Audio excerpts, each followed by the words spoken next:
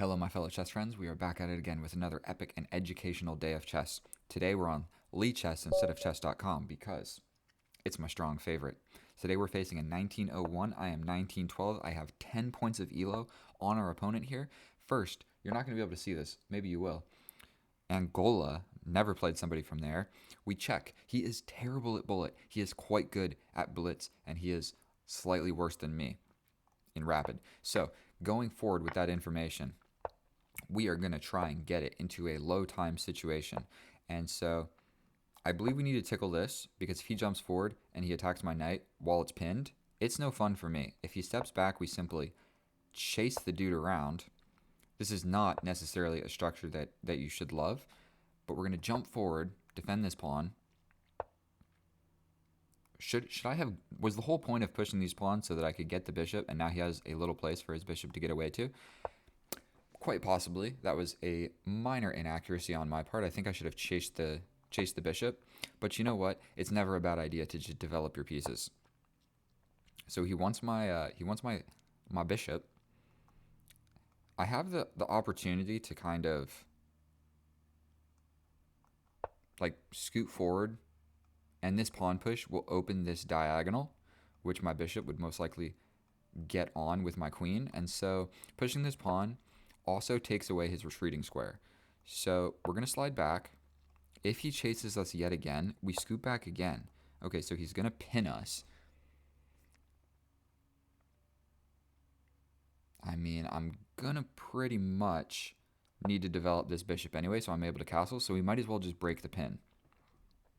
And the goal here is to maintain a more or less equal position. So he wants to just chase my bishop around. Be my guest. Be my guest. Not sure if, he's got a weird pawn structure over here. We're definitely going to take back this way to open up the rook on this H file and somewhat, move our pawns towards the center because, you don't want to capture like this. Doesn't make any sense.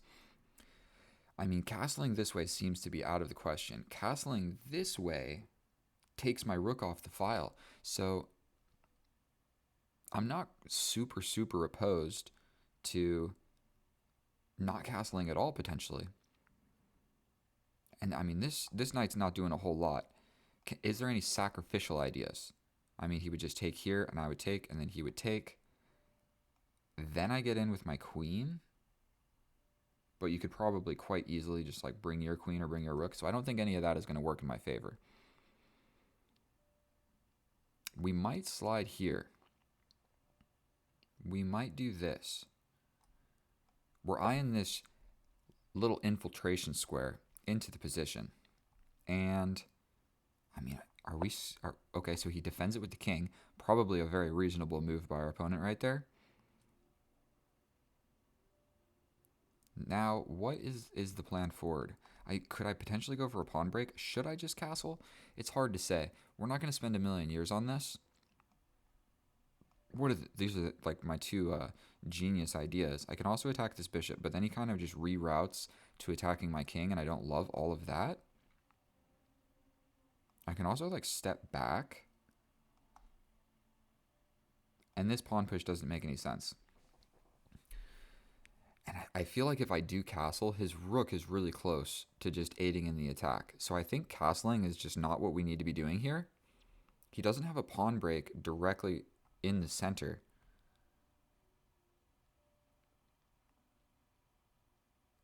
So when in doubt, take a step back. And all of my pieces are protecting my king. He's still yet to develop these two pieces.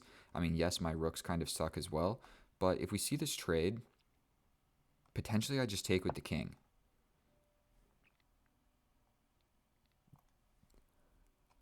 We're going to just do this. He can grab this pawn. But then I get out with my rook. Then I get out with my bishop. So we're going to slide here because this pawn is pinned.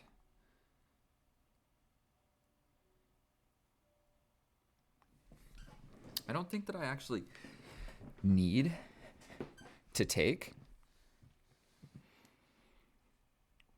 Like, I could just let him come towards me.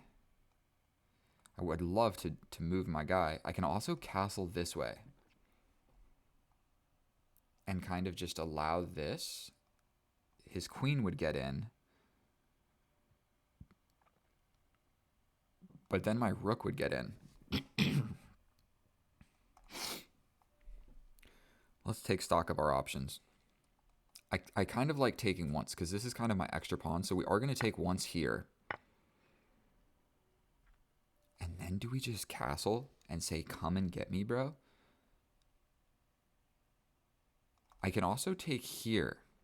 And when I do that, I'm supporting this check. And I'm opening up the H file. So I think that seems to make quite a bit of sense for me. So we go here. If he captures, I come in with this check. Only move is back here. I think we're going to go for this. Like, he's trying to bust open the position and attack me, but your king is really naked. Like, I think you're more naked than I am. You're going to get a public indecency charge on this king right now. Because my queen is still eyeing this square. So potentially, like, doing something to defend that would make sense. Now I can take this. Wait, no, I can't. No, I absolutely cannot. What am I talking about? Castling seems to make sense. Like, yes, you grab this and get in with your queen, but then I could just slide my rook over and attack your queen. And if you grab here, I'm not convinced that you can actually get to me. So maybe pawn sacrifice for a little bit of activity. And I can also double step and get into the position like this. What is the correct move? I mean, definitely getting my king away from all of these attacks would make sense. And I can't take. Castling that way.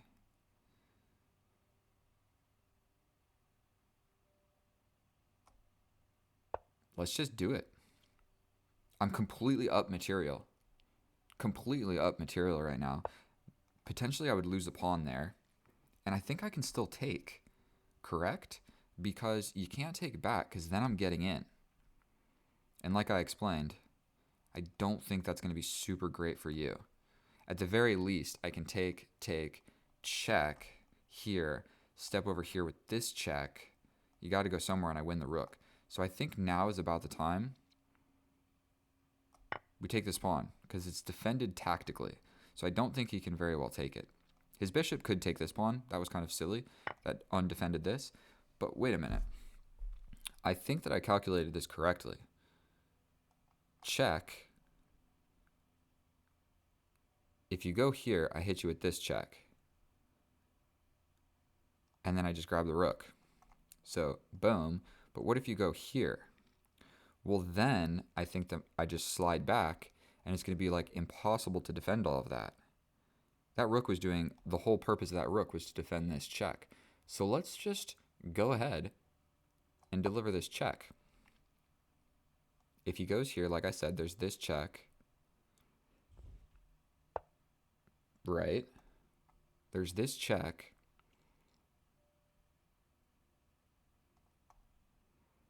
Check. I'm attacking the rook. You can't really block it if you can't step here. So check here. And then I think we're good to go. So let's just give this check. Only move or block with the queen. But blocking with the queen isn't going to work because I'm just going to hit you with this check. And I'm just going to shred apart this dude's position. Like his two major pieces. You know, this is a loose piece. You got to be careful when you go gobbling pawns. Okay, so I can just grab the rook for free. I can potentially give a check first. Then he comes back. So I could give this check. I'm going to take a little bit of time just trying to figure out what's better. Because I would love to shimmy around the king and be able to get maximum destruction out of my queen right here. So if I go here, if he does this, I just take with check. So that's not going to happen. So I could go here.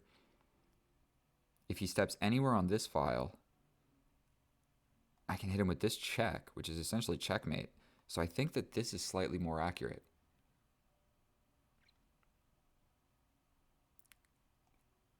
Because if you go here, okay, so I think this is actually going to work. What am I talking about? The queen is there. Okay, I spent like way too long on that position right there. I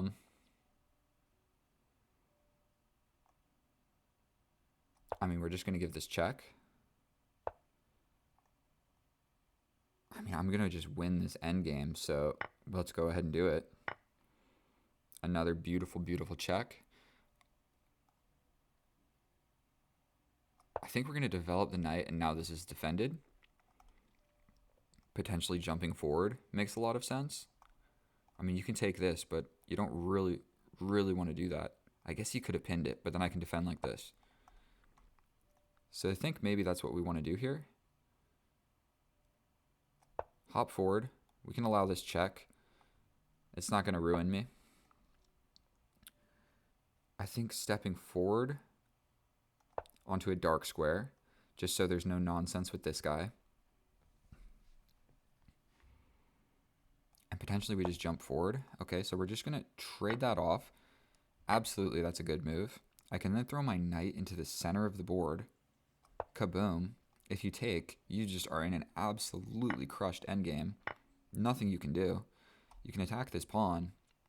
I can just defend. We'll defend that. And this is the part of the game where I'm going to kind of slide away from playing 100% accurate. What we want to do is just get rid of his rook. Either checkmate or get rid of the rook. So how can we do that? Well, I like the idea of giving some sort of check and pushing this pawn and getting the rook that way. That's my first idea. This is also being attacked. So let's just step and defend that. Step and defend that. This guy is weak, but I'm pretty much just going to get in, I think. And pushing this pawn also is quite scary. So if the king ever goes here, I can just attack it. So like check. I mean, you step forward like this. There's trade the rook like that. Okay, so that's one option. So boom, boom, trade the rook this way.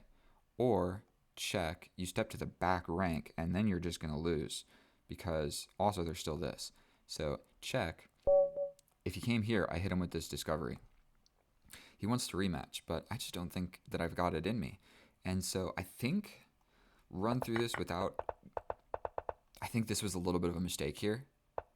I mean, maybe it's not. Developing a piece is never a bad idea. I should have gone for this. So what I'm going to start doing at the end of my videos is like guess the accuracy, and we're going to see how close I actually can get. Because also maybe some of that didn't make a lot of sense. This is all good. That retreating knight move didn't make a lot of sense. He just didn't recapture the piece. So this was just a huge blunder on our opponent's part. Like, you needed to recapture. I literally took your bishop, and unless you're doing something very intelligent, you need to just take the piece back. So you got to think about that. He lost the bishop. He did not capture back, and then we're good to go. And he even could have tried to throw this in right now, but then I slide back and defend this pawn being pinned from the queen, so I would be able to take the bishop. So he could like win a pawn, but then I would still get out. It would have been better than doing absolutely nothing, because now that's defended, and he didn't get my bishop. Okay, so either way, I think that I played like 89% accurate. That's what I feel. I think in the opening I missed some stuff, and in the end game, who knows, 89%. Let's go to the analysis. I'll see you over there.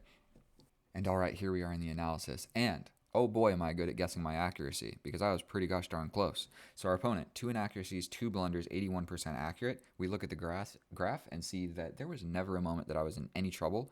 91% accurate. I said 89, so 2% off, 2 inaccuracies, 1 blunder, and I was able to basically identify my blunder of the position by myself, because I knew it was like not a good move. And so the reason it was not a good move is because I had a ridiculous sacrificial idea that I was never going to see ever in my life. And so we start with the Caro-Kann, exchange variation. Got a bada boom, bada bing. We chase the bishop around. And then this is kind of what I was saying. Defending here is a great move. So any way that you're defending this pawn generally makes sense. The best move is to pin the knight. Whatever, we develop a piece. We develop a piece. We defend the pawn in the center. And I was kind of questioning, was chasing this guy really the best idea? And it wasn't, because developing your pieces is better than making 2 moves to win this piece on the side of the board. We scoot forward. This does open the diagonal. I don't know if it was actually super important in the game later, but it does open the diagonal. So we scoot back, break the pin. It's a mistake, but hardly. The difference is 0.1. And so we scoot back. He takes, we take, but now we've got the open H file, and that is not good for our opponent. He pushes forward. I bring my queen out here because I want to like be able to infiltrate. He defends with the king, and this is where I missed. I spent 1 minute on my blunder of the game, but it's the type of blunder where if I would have seen this sacrifice, I'm winning even more. If I go back, it's just an equal position. So what I didn't see was this. If he takes, then I'm going to take here, and he cannot take back. Because if he does take back, that opens the H file, and my queen arrives. And you better believe all I need is the queen and the rook, and I'm going to just destroy this king. And so I didn't see that this bishop was undefended tactically. And so he did see that. And so later on, I make my blunder. Probably what he should have done is just trade this off because this bishop is basically in peril. He should have defended it or whatever. So he did not defend the bishop, and he did not trade off the bishop, and so now this move still stands. I took it.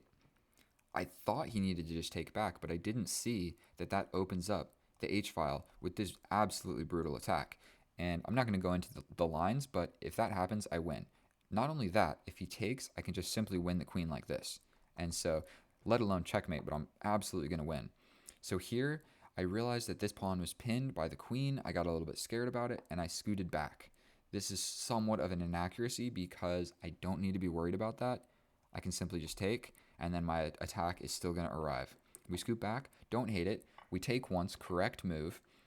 Take with the bishop, not the best move. I could have taken with the rook, but whatever. We take with the bishop because I like the idea of being able to move the bishop and have a discovery if the king over goes this way. He scoots forward, and this is another blunder of the game because I missed this crazy sacrificial idea where it's a clearance sacrifice. I'm getting the bishop off of the H file, and if you take with the king, I simply win the queen like this. If you take with the queen, same deal. I can also just win the queen like this. I can even come in and probably do more damage, but I would have just played this and win the queen. If you take,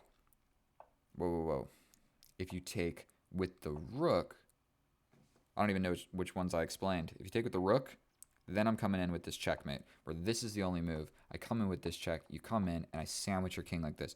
Did I see all of that? Would I have seen all that? Probably not. It's hard to find all of these checkmating ideas, definitely when there's 3 different options to take the bishop. So no matter what you take with, it's gonna be bad. And so didn't see it. Don't hate myself for that. We castle. He brings the knight. Okay, don't hate that move. But this was defended tactically. And so this rook was defending my queen from arriving here. And he takes here, and it's just, he's cooked. And I even was contemplating this. What was I thinking about for so long? I gave this check. He scooted over here, and I was literally considering this check, but his queen would have just taken me. And so sometimes in chess, if there is, you calculate one option, and you realize it doesn't work. I mean, there's a free rook on the board. Like, just take it. Just take it. He comes here. I go ahead and I pin the knight to the queen. He comes over here, and this is another inaccuracy because there's a better way to checkmate the king. Like, I can scoot the bishop forward and bring the rook to kick him out or whatever. Don't be complicated. You know, I've got 2 minutes on the clock. Trade the queens. I'm going to win the game. Absolutely, I'm going to win the game. Nothing to worry about. He gives me this check. I step forward onto the light square so that doesn't happen again. He lets me just trade off a piece. We trade off the piece. I jump forward into position. Never in a million years do you want to take this. For one, you don't want to trade a bishop for a knight for no clear reason. For 2, it gives me a passed pawn. For 3, then you have 1 rook versus 2 rooks and a bishop. And so he just did not want to do that. You potentially could flag me. Like, I have 1 minute and 50 seconds. So if you just keep the pieces on the board and like just let the game go on, maybe I get low on time. I blunder some stuff. You get a passed pawn, and all of a sudden, you're not losing anymore. So don't do this. Like, if you're in a losing position and you still have some stuff, you can maybe like whittle them down on the clock with 1 minute and 50 seconds. It's kind of a lot. He comes in here. I step over to defend the pawn. If you let the computer run long enough, it actually thinks it's an okay move. But you don't need to. I'm not worried about this pawn. Like, I can just come in and win the game. So I step over. You know what I mean? I didn't want to allow it. Who cares? And then I believe in this position, our opponent resigned. And you basically have to, because my next move is infiltrating the position. If you scoot forward like this, I have this discovery idea. Oh, no, I don't. You would just take the bishop. And then I lost the bishop for no reason. So that's what I'm saying. Don't resign. Maybe people make moves like that, and it's not so bad. And either way, either way, that was a good game. I'm surprised at how accurately I was able to guess my accuracy. Um, Thank you so much for watching. If you feel like it, subscribe. I'm going to make more videos. Sorry I haven't posted one for like a week. I was making a bunch of shorts and stuff and snowboarding. So, all right, thank you so much. You guys are the best. I love you, and I'll see you next time.